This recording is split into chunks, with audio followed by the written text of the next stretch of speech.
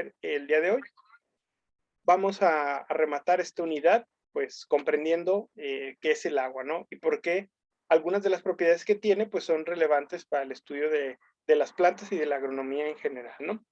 Entonces, el agua es un compuesto químico, a lo que le llamamos molécula de agua. Está constituido por dos átomos de hidrógeno y un átomo de oxígeno unidos por enlaces covalentes, ¿vale? Entonces, químicamente hablando, un enlace es la unión entre dos átomos. En este caso particular del agua, el enlace entre los átomos de oxígeno e hidrógeno es un enlace del tipo covalente polar, dado que cada átomo de hidrógeno tiene necesidad de compartir un electrón. Si recordamos nuestras clases de química, el hidrógeno es el único de los elementos, hasta donde yo sé, que tiene dos átomos en su orbital, dos electrones en su orbital más externo, ¿no? Entonces, para cumplir la regla del octeto, tiene que prestar un electrón y cada átomo de oxígeno le comparte a su vez dos electrones. Entonces, de esta manera se cumple la regla del octeto y cada uno en su último orbital, tanto el oxígeno como cada uno de los hidrógenos, llega a tener pues llega a tener los 8 electrones en su orbital. Recordemos que el oxígeno trabaja con 6, 1, 2, 3, 4, 5, 6. Y los hidrógenos cada uno con 1. Entonces aquí hay 1, 2, 1, 2. Si los contamos todos nos da un total de 1, 2, 3, 4, 5, 6, 7 y 8. Compartidos entre todos se cumple la regla del octeto y por eso este compuesto pues es estable. Ya no tiene posibilidad de compartir electrón alguno. Entonces, estructuralmente hablando, la molécula de agua se ve más o menos así. Tiene un átomo de hidrógeno que es mucho más grande que los dos de hidrógeno. Normalmente en los libros, en la literatura, los van a encontrar así o de lado, porque si lo voltean, pues parece como la cabecita de Mickey Mouse y pues esa imagen tiene derechos reservados. Espacialmente hablando, pues la molécula anda por ahí nadando con otras moléculas, entonces está en todas las posiciones imaginadas. O únicamente para efectos didácticos tiene esta forma. El ángulo de apertura entre los dos hidrógenos no cambia, normalmente es un ángulo de 104.5 grados de abertura. También decimos que la molécula de agua es un dipolo. ¿Por qué? Una vez que están formados los enlaces covalentes polares entre el átomo de oxígeno y los dos átomos de hidrógenos, sigue manteniéndose una polaridad. ¿Por qué? Porque hay un átomo que es más grande y es electronegativo, que es el oxígeno. Entonces aquí vemos cómo es más grande y tiene su carguita negativa. Entonces esto normalmente cumple la ley de las cargas. ¿Y qué sucede? Lo negativo atrae a lo positivo y viceversa. Entonces, esto jala con más fuerza que estos dos chiquitillos. Entonces, esto ocasiona lo que se conoce como la asimetría en la distribución de las cargas. Entonces, esta asimetría va a ocasionar un fenómeno bastante interesante, que es la electronegatividad. Entonces, la electronegatividad es la capacidad que tiene un átomo de atraer los electrones de otro átomo. Entonces, como el átomo de oxígeno es más grande, pues jala con más fuerza los chiquitos de hidrógeno. Pero, como es más grande, eso no quiere decir que cuando se pegue con otra cosa, los hidrógenos ahí van a quedar bailando. ¿Qué va a pasar con esos hidrogenillos? Pues esos hidrogenillos también van a jalar, pero poquito. Pero como son más chiquititos, a final de cuentas nos queda una carga total neutra, pero asimétrica. Entonces, esto nos da como resultado una molécula polar.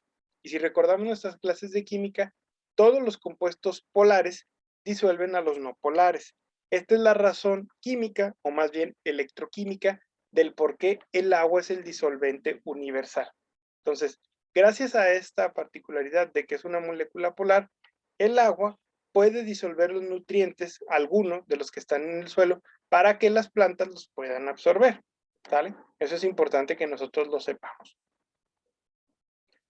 También, si nosotros la vemos tridimensionalmente, la molécula de agua parece un tetraedro. Entonces, la molécula de agua es un tetraedro irregular, con el átomo de oxígeno en el centro, y los enlaces de hidrógeno representan los dos vértices del tetraedro. Entonces, vamos a ver cómo se vería. Así sería un tetraedro, que parece como una especie de piramidita. como estos juguitos que vendían antes de los jugos Boing. Entonces, aquí vemos cómo el oxígeno jala más fuerte, tiene una carga electronegativa más fuerte, y los hidrógenos tienen una carga electropositiva, pero un poquito más débil, ¿vale? Ahora, no hay que perder de vista, ya hablamos mucho del oxígeno, ahora vamos a hablar del hidrógeno. El hidrógeno se puede llegar a pegar momentáneamente con otros hidrógenos. Entonces, esto se conoce como enlace de hidrógeno o puente de hidrógeno. Es muy importante, ¿por qué? Porque estos enlaces de hidrógeno pueden llegar a ser débiles. Y esto le permite al agua, hasta cierto punto, ser maleable y poderse mover y acoplarse a la forma del molde que lo contiene. Esto es muy, muy importante, ¿por qué? Porque permite que el agua sea un líquido y no sea un sólido, al menos a temperatura ambiente. ¿Por qué es relevante para el estudio de las plantas? Porque si el agua fuera sólida, por mucho que pudiera disolver las cosas, sería imposible que tomara la forma de los haces vasculares de las plantas que las tratan de absorber el agua. Entonces, no podrían las plantas alimentarse sin que existiera esta propiedad que tiene el agua. Entonces, estos puentes de hidrógeno son muy, muy débiles, son los enlaces más débiles junto con las fuerzas de Van der Waals y definitivamente son más débiles que los enlaces covalentes. Entonces, se rompen muy fácilmente y gracias a que se rompen muy fácilmente, el agua tiene la particularidad de que puede ser penetrada o partida. Gracias a eso, pues nosotros podemos nadar en el agua o meternos un clavado en una alberca y no nos vamos a matar, debido a que los puentes de hidrógeno pues son bastante débiles, ¿vale? Sin embargo, cuando se combinan muchos enlaces débiles, esto no es trivial. Ahorita vamos a ver por qué. Esto es la manera en la que se conecta el agua con otra molécula de agua. Aquí vemos un puentecillo de hidrógeno, aquí vemos otro, y así andan bailando. Entonces, como habíamos dicho, estos enlaces son débiles, y si tú los rompes por aquí, pues este luego se va y se pega con otro. Por eso no es que el agua desaparezca, ¿sale? Sin embargo, los puentes de hidrógeno, cuando se le baja la temperatura al agua, tienen una importancia. ¿Por qué? Porque se empiezan a agrupar y empiezan a formar lo que se conoce como cristales o copos de nieve. Esto es muy importante, ¿por qué? Por la simple y llana razón de que estos cristales, si se fijan, pues no tienen una forma, vamos a decirlo de alguna manera, no tienen una forma que sea compatible con las estructuras tisulares de las plantas, que son básicamente haces vasculares, son tubos cribosos, son las traqueidas, el xilema y el floema, que son circulares. Entonces, ¿qué le pasa a una planta cuando se congela, cuando hace mucho frío? Pues se le empiezan a formar estos cristales que, dado que no tienen una forma cilíndrica o esférica, empiezan a romper los tejidos. Entonces, cuando decimos que le cae una helada a algún cultivo, pues normalmente es debido a que hay un daño a los tejidos. ¿Por qué? Porque se empieza a formar un cristal, ¿sale? Y esos cristales pues rompen a nivel celular las células, valga la redundancia. Ahora, gracias a que el hielo se vuelve cristalino, esto permite que sea menos denso que el agua líquida. Entonces, esa es la razón del por cual vamos a pensar en una bebida, no alcohólica necesariamente, los hielos flotan. Flotan, ¿por qué? Porque contienen aparte aire, ¿sale? Y también los icebergs flotan porque también contienen aire y son menos densos que que el agua sin congelarse, ¿no? Hablando particularmente de ciertas propiedades, pues el agua tiene bastantes, ¿no? La primera de ellas es una elevada fuerza de cohesión, debido a que los puentes de hidrógeno, aunque son débiles, pues son muchos y mantienen las moléculas de agua fuertemente unidas. De hecho, si te tiras a 20, 30 metros de altura al agua, te matas, es como si chocaras contra el concreto, ¿no? Tiene también un elevado calor específico. Esto es muy, muy importante, sobre todo en los ecosistemas áridos. ¿Por qué? Porque se requiere mucha energía para elevar la temperatura del agua y para romper sus puentes de hidrógeno, ¿sale? Mucha, porque tiene muchísimo.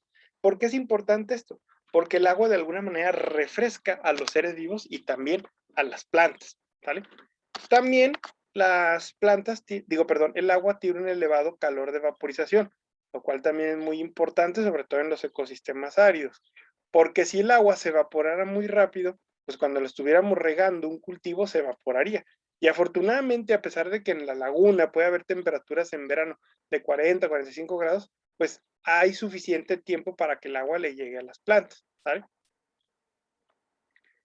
El agua también tiene lo que se conoce como tensión superficial y permite que las moléculas de la superficie en un cuerpo de agua se atraigan unas con otras. Entonces, esto hace que se forme una pequeña capita que ayude a qué? A que un líquido pueda subir o a que un insecto se pueda posar sobre ellos. Sé que no tiene que ver mucho con las plantas, pero ahorita van a ver. La tensión superficial ayuda a que se dé el fenómeno de capilaridad. ¿Qué quiere decir esto? Debido a que las moléculas de la superficie se atraen entre sí, estas pueden avanzar o subir a través de un tubo capilar. La palabra capilar viene del griego que significa cabello, ¿vale? De hecho, cada uno de nuestros cabellos está anclado a un poro capilar, ¿vale? Entonces, esto permite que el agua se desplace hacia arriba en forma horizontal a través de pequeños conductos o espacios. Esto es muy, muy importante. ¿Por qué? Porque permite que la sangre fluya más rápidamente y mejor a través de los capilares. Pero en el caso particular de las plantas, pues permite que el agua llegue a todos los tejidos sin necesidad de que haya un gasto energético. Piensen en un árbol muy grande o en una palma que puede tener 2, 3, 4, 5 pisos de altura, ¿vale? Sé que muchos de ustedes no están aquí en el norte del país. Aquí en el norte del país, pues tenemos los problemas del agua, ¿no? Entonces, ¿qué hacemos para tener agua, por ejemplo, en el baño del segundo piso? ¿Vale? Mi casa donde yo vivo, pues es de 2 pisos, pero si yo no tuviera un hidro, pues no tendría posibilidad de tener agua en el segundo piso, en el baño, no me podría bañar. Entonces tenemos que gastar mucha energía para subir el agua. Pero como los árboles no tienen hidro, ¿qué hacen para darle agua a la última hojita de la copa? Pues utilizan esta propiedad que tiene el agua, que es la capilaridad, para poco a poco, de manera muy lenta, ir llevando el agua y los nutrientes a todo el cuerpo de la planta, ¿sale? Esto es un ejemplo de tubo capilar. De hecho, ustedes lo han visto, se puede ver incluso hasta en tubos capilares grandes. Si ustedes ponen, han tenido un vaso de cristal y le ponen refresco y le ponen un popote, van a notar que la Coca-Cola o el refresco que tengan sube poquito. ¿Por qué? Debido a la capilaridad o atracción adhesiva, ¿vale? Entonces empieza a pegar, pegar, pegar y empieza a subir. Bajo este mismo principio, ¿qué sucede? Pues las plantas absorben el agua y los nutrientes del suelo, sin necesidad de gastar energía o de tener un hidro. Y ojo, esto es muy importante, ¿por qué? Porque va en contra del gradiente gravitatorio. Entonces, imagínense lo importante que es este fenómeno. ¿Por qué? Porque desafía la gravedad. Aquí tenemos otro ejemplo de cómo funciona esto.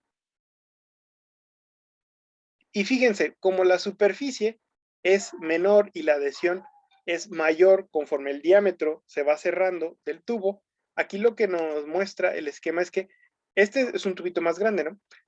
Entre más delgadito sea, sube más rápido. Y si no me creen, seguramente alguna vez les ha agarrado la lluvia, el aguacero, han traído pantalón, pisan un charco y después el agua ya les llegó hasta las rodillas. ¿Por qué? Porque el algodón es una fibra y tiene pequeños capilares, ¿vale? Ya les había comentado que el agua es el solvente universal. ¿Por qué? Porque es un compuesto polar. Entonces, esto ayuda muchísimo a que el agua pueda disolver muchos tipos de moléculas, entre ellos los iones inorgánicos que se encuentran en el suelo, ¿sale? Como cuáles, el fósforo, el potasio, el magnesio, etcétera, etcétera. Y ayuda a disolverlos ya que la planta los absorba. Entonces, esta es la razón del por qué las plantas única y exclusivamente van a crecer teniendo agua. Porque tú puedes tener el mejor suelo del mundo con las mejores características y nutrientes, pero si si esos nutrientes no se vuelven disponibles a la planta a través de una solución, pues nunca, nunca, nunca, nunca, pues van a llegar a absorberse a través de la planta, ¿no? Ahora, ¿cómo es que se da la solubilidad? Bueno, la solubilidad es de alguna manera un fenómeno químico inespecífico. Se le conoce también como solvatación. Entonces, básicamente el agua se pega a los compuestos iónicos. ¿Qué compuestos pueden ser iónicos? Pues básicamente todas las sales. Entonces, las sales al ser un compuesto iónico, pueden ser disueltas en el agua, ¿sale? Y para bien o para mal, pues casi todas las sales se pueden disolver en el agua, ¿sale? Entonces, aquí viene un problema. Nosotros no podemos tener un cultivo en la arena de la playa, ¿por qué? Porque hay demasiada sal. El agua la diluye. Y si el agua la diluye, el agua las manda a las plantas. Únicamente las plantas que están adaptadas a los ecosistemas salinos pueden crecer con agua salada. ¿Cuáles son este tipo de cultivos o de plantas? El mangle, algunos tipos de plantas, las algas, obviamente, ¿no? ¿Sale? Pero el resto de las plantas no pueden crecer con un exceso de sal, ¿sale? Y así es como funciona. Vean cómo está una molécula de cloruro de sodio, que es la sal de mesa, la sal común, y vean cómo se disuelve, cómo se separa. El sodio es positivo y es atraído fuertemente por la carga negativa del oxígeno, y viceversa. El cloro es negativo y es encerrado por las cargas del hidrógeno. Entonces, de esta manera, pues lo separa. Y así pasa básicamente con todas las sales, ¿sale? Entonces, el agua, ¿qué hace? Pues disuelve todas las sales. Y tan. Esa fue la explicación del agua. Ahora, déjenme ver qué, permítanme un segundito en lo que veo qué actividad sigue. Bueno, para empezar, porque yo también tengo muchísimo trabajo. ¿Cómo andan ahorita de trabajo con las demás materias? Estamos hasta el full, profesor. ¿Están hasta el Tenemos, full? Profe, tenemos un honestamente tenía mucha proyecto tarea. de fitopatología de 50, ¿cómo se llama? Hongos. Y luego tenemos proyectos finales con otras dos materias de uso y manejo del agua y no me acuerdo la otra materia, pero sí son tres materias donde tenemos que entregar unos proyectillos. No me Ah, acuerdo, producción de cultivos. no me acuerdo, pero nos dejaron tarea. Ok, bueno. Si les dejo tarea, ¿para qué día se les hace bien para entregarla? ¿Para dentro de una semana? Yo creo que sí estaría bien Sí, dentro de una estaría bien, semana. profe, para hacer la